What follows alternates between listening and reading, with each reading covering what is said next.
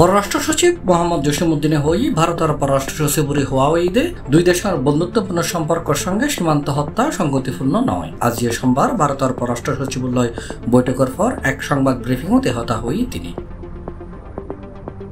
এ সময় পররাষ্ট্র সচিব মোহাম্মদ জসিমউদ্দিন আরো হয়, সীমান্ত হত্যা শূন্যে নামিয়ে আনা আমাদের অগ্রাধিকার।